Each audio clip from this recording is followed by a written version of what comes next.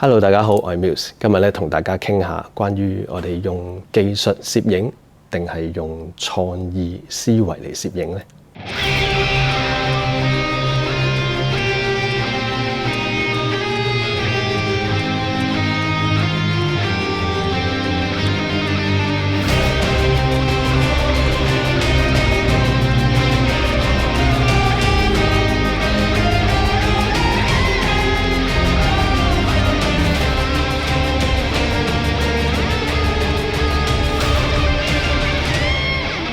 其實咧呢一個題目咧喺我以前嘅影片咧都傾過無數次㗎喇，因為咧永遠淨係去講思維咧，好多朋友都會覺得自己好似係未到呢個階段去做呢一樣嘢，又或者咧甚至係認為自己啊係冇乜創作性、冇乜創作力。要佢自己去創作嘢，好似冇乜可能喎。我只可以將我眼前見到嘅嘢影低咯。佢覺得靚咪影低咯。不斷可能只會係追求一啲技術層面上面嘅嘢啦，器材上面嘅嘢啦，就係話係啦，有冇一啲相機影得特別靚㗎、特別勁㗎？會唔會影得容易啲啊？有啲鏡頭可以影到我啲作品啲顏色又靚啲啊！總係覺得呢啲嘢先會係幫助得到大家自己嘅作品嘅，又或者好希望去學到更多嘅一啲技術層面上面嘅嘢，例如打燈，好多人都會，我諗好多人都會識打燈嘅，但係可能總會覺得自己係咪打燈仲有一啲更高嘅技術咧？又或者係係咯，有冇一啲真係唔講得俾人知嘅秘密？我係未識嘅咧，所以我就做唔到呢一樣嘢咧。但係永遠都唔會去諗到底自己嗰個創造力方面嘅，因為好多人一開始咧總會係覺得自己嘅創造力係好弱嘅，尤其是可能會覺得自己係個工作上邊可能比較呆板嘅工作啦，可能有啲文職嘅工作啦，甚至係其他唔同種類嘅工作，但係總係好似牽涉唔到一啲藝術上邊嘅嘢，可能由細到大冇乜特別話鍾意畫畫啦，又或者係咯，即係美術上邊又唔係特別好嘅，又或者係總係覺得自己對呢一啲嘢唔係好認識嘅，即係潮流興嗰啲嘢佢又唔係好知道到底係咪真係咁樣係好睇，又或者係點樣係唔好睇咁樣，好多嘢佢可能總係覺得自己唔識判斷。唔知道乜嘢叫做靚，又或者係係咯，點樣先為之好啦？簡單講，咁就會引致咧，佢自己會覺得自己冇乜創造力嘅。即係如果你俾一張白紙佢，咁佢整啲咩出嚟咧？即係等於你俾部相機佢，咁佢整啲咩出嚟咧？相機會容易啲喎，因為你眼前面嘅影像 capture 落嚟啫嘛。你俾張白紙佢嘅話，咁啊真係驚啲。尤其是而家嚇，好驚 A4 紙噶嘛而家，即係而家我覺得係令到大家有時去到某個階段停咗喺度咧，好多時都係自己俾自己嘅一個框住咗自己，因為我見得太多，自己都係其中一個影人像咧。我成日強調係要同人溝通嘅，電視啊或者係一啲畫面度見到咧，攝影師係要一路影相嘅時候，你要講好多嘢嘅，即係咯，不斷咁氹模特兒啊，不斷咁講嘢啊，可能講啲笑話啊，又或者係不斷咁讚美啊，先可以嘅。首先咧，我自己都唔係呢個性格嘅人嚟嘅。你見可能有啲 behind the scene，你會見到我同模特兒咧都唔多嘢講嘅。同埋我就算講嘢咧，我都係一個比較認真嘅人，係有時有啲骨累除嘅。我講嘢，即係當我真係認真去影相嘅時候咧，呢個係一定要簡單、直接、快捷發出我想發出嘅呢一個指引、指令咁樣啦。咁呢個其實我覺得係每一個人嘅性格唔一樣，所以咧其實每一個攝影師咧可以講。每個人都有自己嘅方法去同模特兒溝通，最重要嘅咧就唔係你用咩方法，而係你面前嗰個模特兒受唔受理呢個方法。有啲模特兒可能佢唔中意嘅攝影師太多嘢講都唔出奇嘅喎，即係可能攝影師後花花成日撩佢啊，氹佢一啲笑話啊，講一啲爛劇啊，甚至係一啲不文笑話啊，即係總之其實攝影師做任何嘢其實都係想同模特兒溝通，或者同佢嘅拍攝對象溝通。咁所以其實冇一定講人像攝影師係一定要做到啲乜嘢佢先可以做嘅。有時可能做多咗嘅攝影師太多口未必係好事，可能個客唔受咧，個模特兒唔受呢一套咧，所以有時咧我哋諗得太多，攝影師諗得太多，又或者咧攞住部相機想學習嘅人都諗得太多啊，冇創造力喎，咁我又做唔到，我唔係好夠膽同模特兒講嘢喎，我又做唔到，成日諗得太多，我又做唔到。咁唯一可以做係乜嘢啊？買器材，唯一係咩啊？去睇一啲器材嘅 review， 又或者去睇一啲唔同嘅一啲技術嘅教學。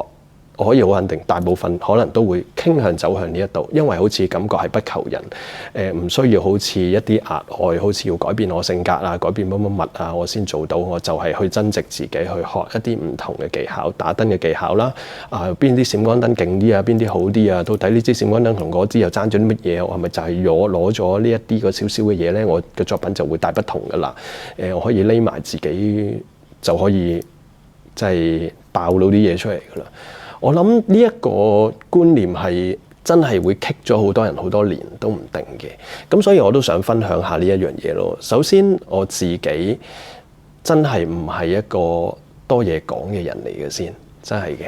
呢一個我諗喺十年前、十零年前咧，我嘅性格都係一個完全唔講嘢都得嘅。我仲做緊設計加攝影，即係兩邊一齊做嘅時候咧，我可以全日唔同我啲同事講嘢嘅，咁冇問題嘅喎。其實即係又唔代表你係啊同人哋唔 friend 啊，人哋要排斥你啊。其實係唔會嘅。我做咗咁多年嘢，我做咗10年設計，我先做攝影師，所以其實係每個人嘅性格唔一樣啫，可以好肯定。我以前咧都係做一啲埋頭苦幹，自己做自己嘅嘢嘅啫。我對上得個老細，咁我可能下邊會有啲同事咁啊，交啲嘢俾佢做啊，或者我中間可能有啲唔同嘅工作嘅時候，中間又有啲阿 head 啊，咁啊，淨係其實對過一兩個人嘅啫。所以好多嘢咧都係好似係自己做自己嘅嘢，都培養我自己就係我個性格唔中意多講嘢，所以我咪就係中意做我嗰種角色咯嚇，即係。唔好叫我走出嚟，唔好要我面對住一班人又 present 啲乜嘢啊 sell 我橋啊嗰啲嘢，我性格唔做呢啲嘢，咁所以就導致我之後有機會去做攝影嘅時候啦，我感覺咁樣又幾好喎，即係我淨係對住中意我作品嘅客人，咁佢中意我作品啦，我同佢講嘢我都輕鬆好多，即係呢一個都好重要嘅，就係喺唔同嘅階段，你會用唔同嘅思維去開始你嘅作品，所以我特別想強調嘅就係，當你一開始想去學習攝影嘅時候咧，我建議大家係唔需要諗得太多嘢嘅，因為的確每一個開始學影相嘅人咧，你個腦應該冇咁快可以去到創作性上面嘅嘢嘅。坦白講係嘅，我認為係嘅。無論你裏邊係有呢一個 potential， 係啊，你有呢個 talent 嘅。但係都唔代表你一開始就可以即刻要走到去創作嗰部分，因為的確攝影係一門我認為都簡單嘅嘢嚟嘅，但係佢可以好唔簡單，但係唔簡單嘅部分大部分都唔係攝影呢兩個字裏邊嘅嘢，因為呢啲好似係一個技巧、技術同埋一個過程，而我哋所需要諗更多、兼顧更多嘅嘢咧，完全坦白講都離開咗攝影嘅。可能我影人像，我會諗更多嘅環境問題啦，一啲佈局佈置嘅問題啦，造型上面嘅問題啦，情緒表達嘅問題啦，跟住再嚟就係一啲光線角度啊，其他嘢，咁你會發覺去到攝影係採光啫，咁都係直擦嗰一下啫，係嘛？咁呢一個唔係唔重要，覺得好重要嘅。但係我正想講咧，就係呢一樣嘢咧，係攝影師係應該要識嘅嘢嚟嘅，即係話我哋要學一啲基本嘅操作啦，學到底一啲工具點樣用啦，到底呢件工具係點㗎啦，到底每一支鏡頭嘅焦距會俾到我咩感覺咧？我行近啲、歪啲好啊，定係行遠啲跟住 zoom in 好咧？嗱，呢一啲嘢其實唔係咩技巧，一啲咩嘢就可以令到你嘅作品有增值啊，或者係一啲好大躍進、好大嘅改變啊。其實呢一啲只不過係一個攝影師應該要有嘅一啲基本技巧嚟嘅。以至去到後製，即係而家係好講淨係攝影啊。但係好似後期製作咧，就會即刻聯想到嗰啲好瘋狂、好誇張嘅執相啊。其實唔係，係可以話係一條龍，係應該要有頭有尾，即係成件事都係關攝影師事。咁所以每一個部分你都係你嘅本分。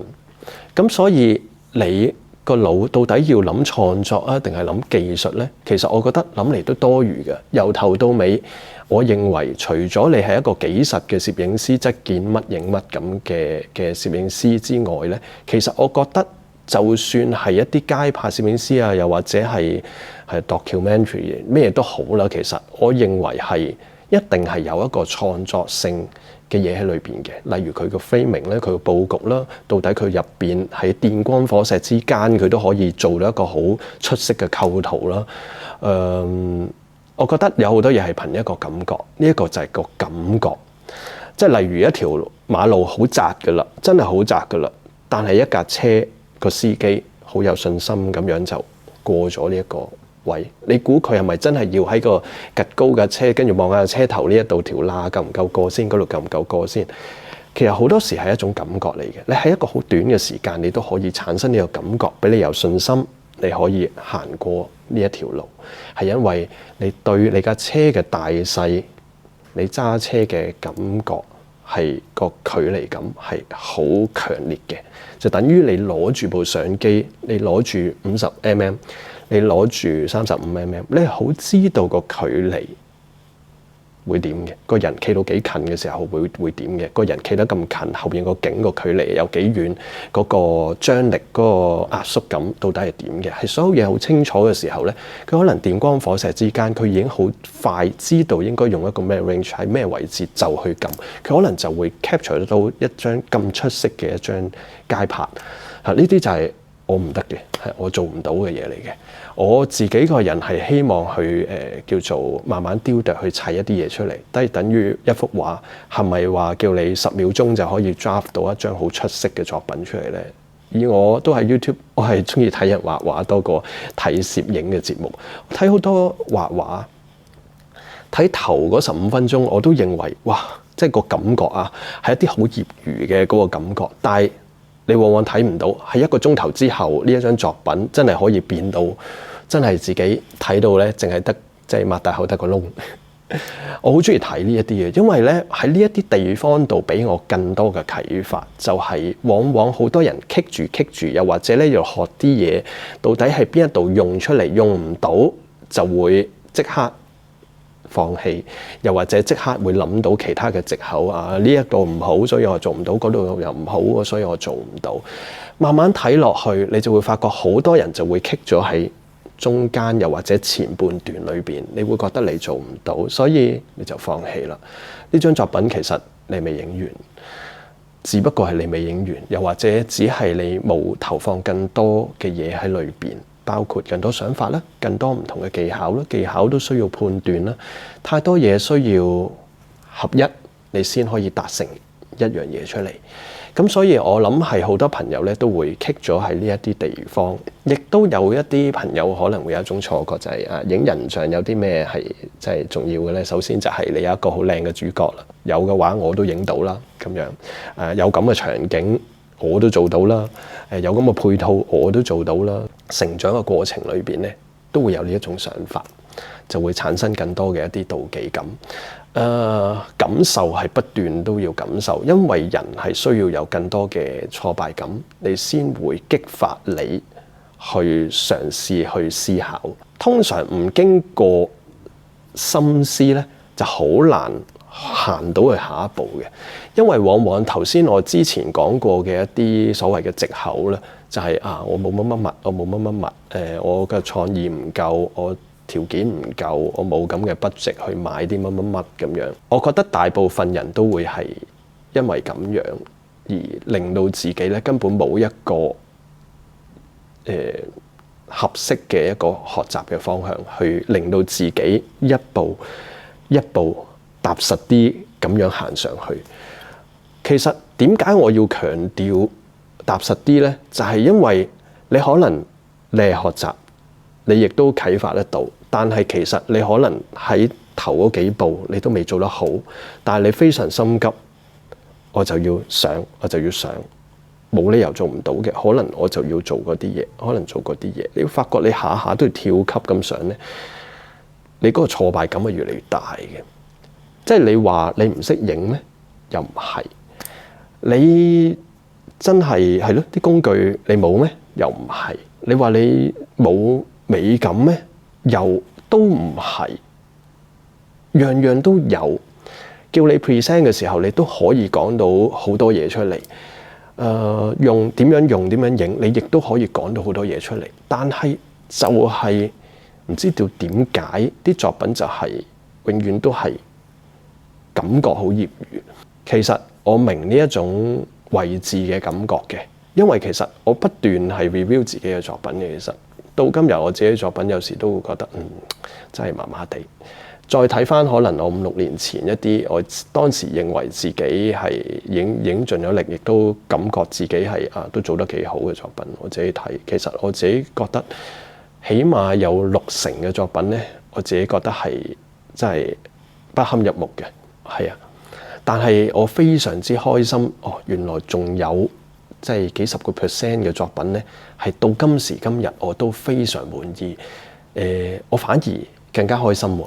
因為其實我覺得，更加值得我珍惜嘅就係我剩翻嘅作品。大家如果有即係留意我自己 Facebook 或者係 IG，我好中意睇翻我以前嘅嘢。第一，我自己都係一個好中意懷舊嘅人啦，睇翻自己以前成長嘅經過啦。到底我以前就係當年今日我喺度做緊啲乜嘢咧？當時點解我會咁做嘅咧？例如即係當時我彈吉他，點解會咁彈嘅咧？點解我而家個想法唔係咁？我而家又唔會咁彈嘅咧？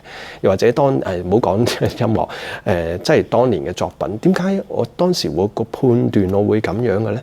我係會覺得我進步咗嘅，絕對唔係純粹係有一啲打燈嘅技巧。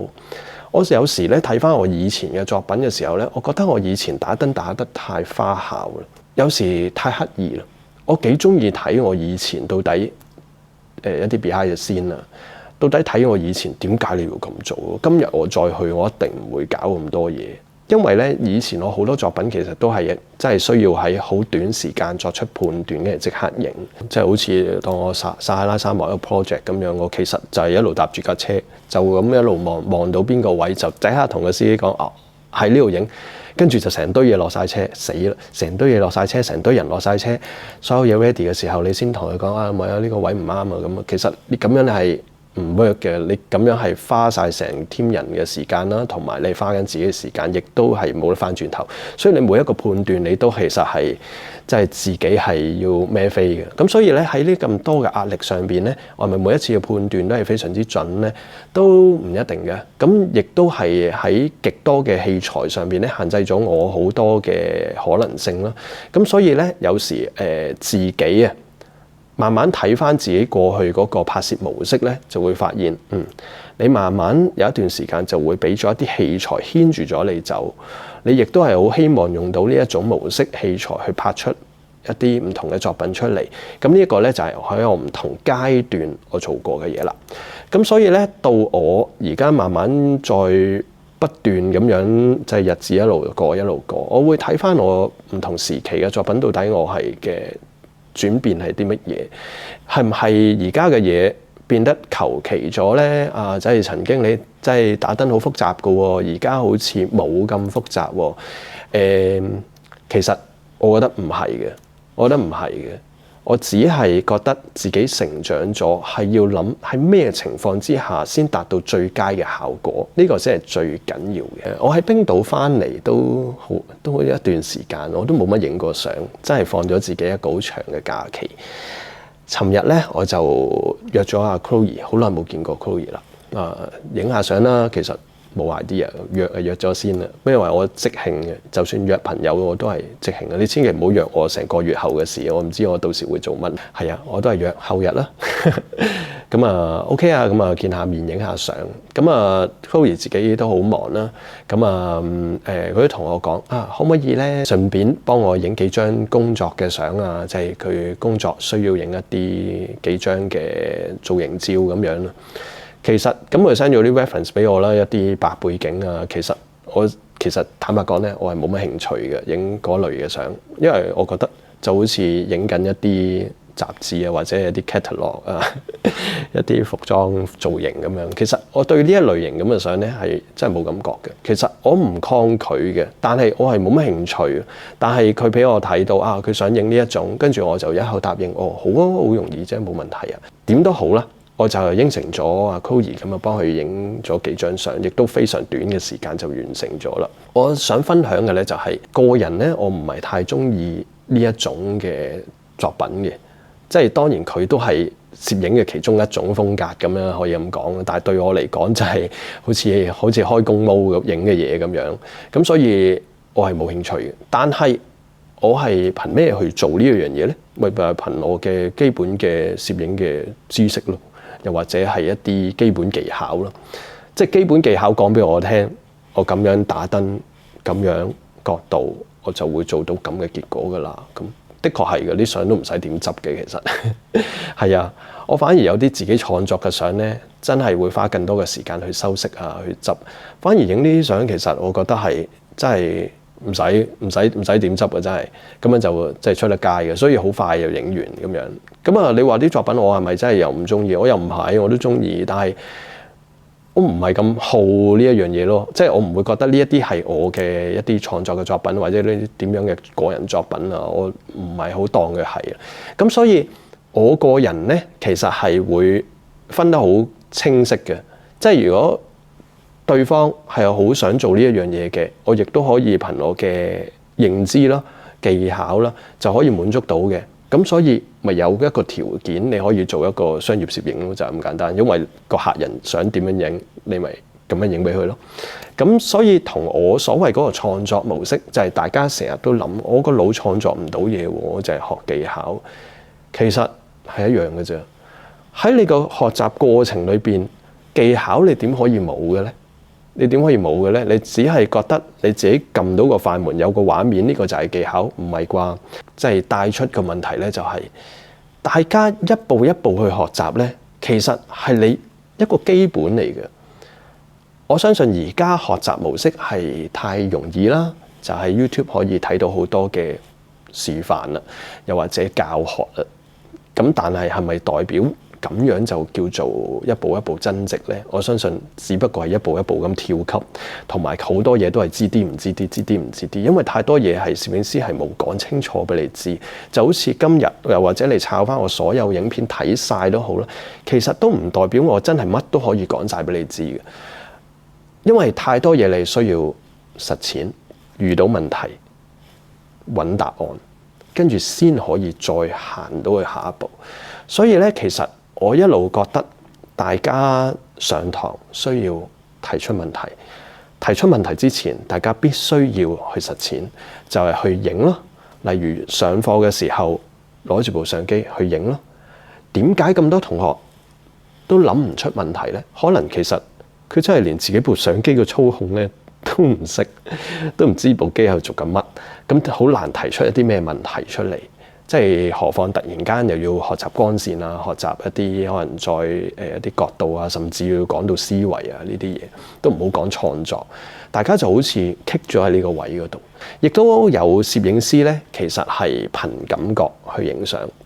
咩叫憑感覺去影相咧？就係我見到前面個畫面靚，見到前面個女仔靚，見到前面佢着嘅衫好睇，見到眼前太陽或者現場光照落嚟，佢嗰個光影好睇，咁佢就撳啦。重點喺邊度？重點係攝影師一定要對眼親眼睇到，佢先產生感覺。有冇試過去海灘影相，影完翻嚟係聞唔到陣海灘味嘅？或者咁講，去馬爾代夫，我都去咗馬爾代夫好多次嘅，影咗出嚟，我總係覺得咧，現場嗰個感受咧係正好多倍嘅。翻到嚟睇親咧，都冇馬爾代夫嗰種感覺嘅，就好似一個普通嘅海灘咁樣咯，都靚，但係都係唔夠嗰種感覺。又或者去到瑞士，哇，見到個畫面，哇，好震撼咁，但係影咗相翻嚟都仲係冇嗰個感覺，因為你實在係太單憑現場嘅視覺之外咧，觸覺、嗅覺太多感覺，例如一陣風吹過嚟，你都毛管動嘅嗰種味道，你都納入埋喺裏邊，點影出嚟啊？純感覺去影相咧，可以係一個開始嚟嘅。但係再繼續落去咧，攝影師係需要更多嘅技術技巧，的確係嘅。但係對我嚟講咧，我覺得呢個都仍然係一個基本嚟嘅，因為實在再需要更多嘅嘢咧，就不能夠單憑你肉眼睇到嘅嘢啦。因為肉眼睇到嘅嘢就唔等於相機睇到嘅嘢。會唔會有啲朋友唔明咧？如果明嘅話，應該一清二楚嘅咯喎，所有嘢都，因為我哋肉眼睇到嘅，可能呢個女仔可能其實並唔係身形話咁完美，五官並唔係話真係好完美，咁但係通過我鏡頭嘅焦距啦、光圈啦、光線啦、角度啦、距離啦，呢啲嘢原來係可以轉變嘅喎，係可以改變嘅喎。如果純粹憑肉眼點轉變呢？肉眼見到你係咁就係咁噶啦，咁所以好多嘢咧都係必須要更多嘅知識去 support 你，令到你產生更多嘅想法，尤其是用閃光燈。閃光燈係絕對唔會係你肉眼經歷到嘅，就算你透過咗 viewfinder， 透過咗鏡頭見到，其實你都係見唔到嘅。閃光燈係要閃咗之後，你先會見到畫面，因為閃光燈可以好強，可以好弱，亦都可以壓光，可以唔同顏色，就唔同話你用 LED 咁樣叫做所見所得咁樣。但係 LED 嗰個出力係不能夠同閃光燈去相提並論嘅，嗰個用法亦都係不能夠相提並論嘅，完全唔一樣咯。如果你用閃光燈嗰個思維，你必須要擁有開始適應、開始習慣創作嘅一種思維想法，你先可以用得好閃光燈，因為你開始懂得去判斷同埋創作。所謂創作就係眼前冇畫面，你個腦要有畫面，你先開始行到第一步去玩呢一樣嘢，接觸呢一樣嘢。所以我自己角度咧，繼續去學習唔同嘅嘢咧，大家係必須嘅，亦都係需要踏實去學習，不斷去發現一啲問題，去改善，跟住先行第二步、第三步、第四步，而唔係一開始望住前面個人，我點樣創作啊？我係咪一定要真係即係標奇立異？我係咁樣噶，我唔影啲乜嘢噶啦。我一定要咁樣噶喎。點，跟住一定要揾一啲好複雜啊，一啲唔同嘅造型啊，一啲搞到又咁複雜得咁複雜，但係其實影咗出嚟又做唔到嗰種感覺。因為影出一張作品，我深信係的確真係需要配合好多唔同類型嘅嘢，所以好似尋日影相嘅例子咁樣啦。主角想點樣影，我就用技巧去幫佢影。我知道咁樣影係會達到點樣嘅結果，可能係比較容易令人受落嘅，係比較容易達到一種令人喜歡嘅嗰種感覺嘅。只不過可能我自己，如果你俾我啊，我一定唔會咁打燈，我唔會咁樣影，可能會影出另外一種嘢出嚟，但係未必係個主角中意，未必係所有其他人都中意。我諗我自己係會傾向影出呢一種我自己中意嘅作品，所以我覺得咧，大家係唔需要諗得太多，學習係你必須嘅。我諗更多唔同嘅一啲知識，又或者唔同嘅對客人嘅溝通方法，呢一個係你要成為職業攝影師嘅一個基本條件。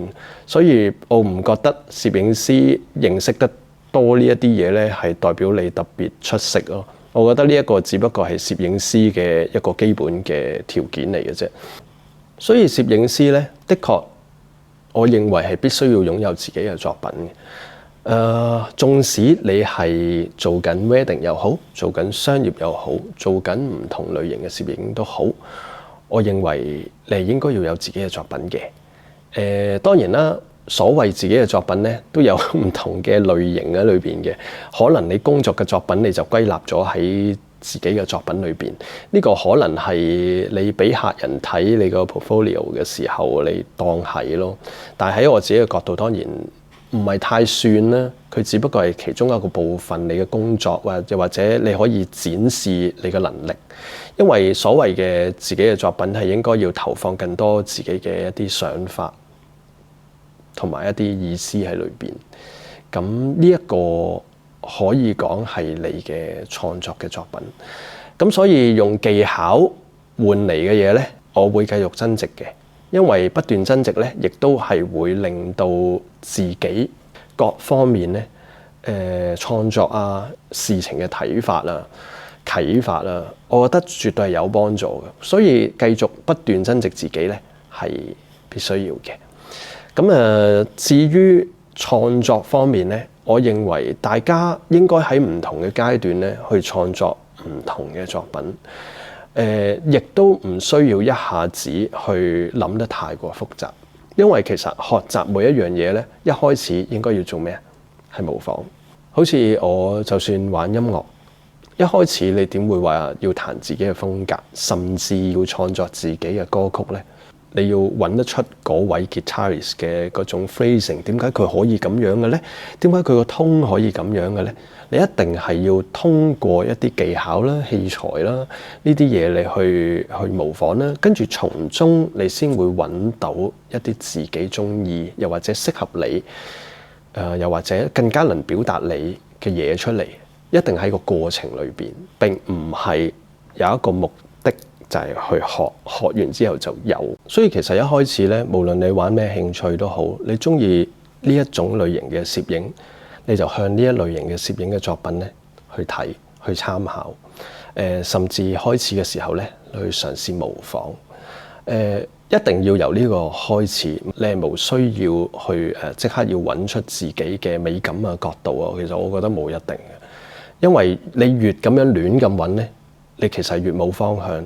你個成功機會率係好低嘅。我當然認為係有即係少部分啊，即係要贏在起跑線嘅人咧，的確佢係有少少 talent， 佢有一種感覺，呢種感覺係與生俱來嘅，真係你講唔到到底點解佢一攞起手影，佢嘅感覺係會好啲，係有嘅。咁但係唔代表你唔可以超越佢嘅，只要如果佢係冇再好好去運用呢一樣嘢而去增值嘅時候咧，好快亦都係會遇到棘住嘅位置，佢亦都冇辦法突破嘅。所以我覺得係唔需要擔心呢一樣嘢。學習每一樣嘢，一開始大膽去模仿，模仿唔係問題嚟嘅，絕對唔係問題嚟嘅。咁所以我自己咧，坦白講，我自己就由以前到而家咧，我都冇乜睇攝影作品嘅。到而家我都更加少嘅，除非有啲工作我真係特登係要去揾 reference，我先搞得掂嘅，我就會嘗試去揾啦。即係會覺得自己哇腦閉塞啊，唔得啊！突然間呢排真係棘棘地個腦，真係咁啊，抄嚟睇下咯 ，OK 嘅。但係我唔會俾自己睇咁多嘅，但係需要時先睇，呢個係習慣。我會揾靈感，我會揾嘅，但係我就會喺畫度揾咯。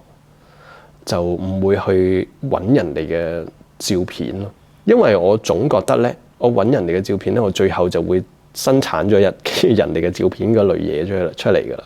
所以我講咧，如果佢係一份工作，可能一個 job 嘅，我老閉實會突然間個客話要想點樣，跟住唔係開唔正我飯喎，諗唔到喎，揾啲嘢 reference 咯。咁啱嘅。咁呢個其實係所有創作性裏邊咧係需要做嘅嘢嚟嘅。我係需要 reference 嘅，只不過我平時嘅作品咧，我嘅作品大部分都會係來自一啲創作嘅畫。咁所以其實我覺得咧，每一個人都可以嘗試喺你生活入邊咧，喺唔同嘅地方去啟發同吸收。咁至於學習，頭先講咗啦，你係應該嘅，你應份，你應該係，如果你真係中意用攝影去做你嘅創作，你應該要學，應該要識嘅，而唔係覺得我識咗就等於我做到，絕對唔係，絕對唔係。識咗就係你有機會做到，但係你都必須要更多嘅不斷繼續學習。不斷繼續嘗試，唔會覺得話自己叫學咗，叫學夠嘅，從來係唔會有一樣嘢叫做學完嘅。咁所以咧，我認為大家係需要不斷學習啦，亦都唔好覺得自己越增值越多嘅知識咧，就係覺得自己已經係做得好好啊，已經係真係比所有人出色。我覺得絕對唔係，用作品嚟代表你自己，其實我覺得呢一樣嘢比較緊要嘅，亦都唔需要太過擔心到底自己到底有創意冇創意。我覺得呢啲嘢諗得太多啦。不斷增值嘅時候，自然就會開闊咗你嘅思維，自然創意就會喺唔同嘅地方走去你嘅生命裏邊。下次再傾啦。大家好，我係 Muse Chan， 我係一位人像攝影師。喺過去嘅20年，我到過世界各地唔同嘅國家地區進行拍攝同埋攝影教學工作。喺 Muse Chan Portrait Fundamentals 網上課程裏邊，大家將會學習得到人像攝影嘅基礎知識、概念同埋攝影技巧。即係話呢個1/4會走咗嚟。好，試下個身出嚟多少少咧。係啦，嗱，個身出嚟多少少嘅時候咧，個陰影。我亦都會同大家講解一下 Muse 對光線嘅一啲睇法、概念，同大家分享。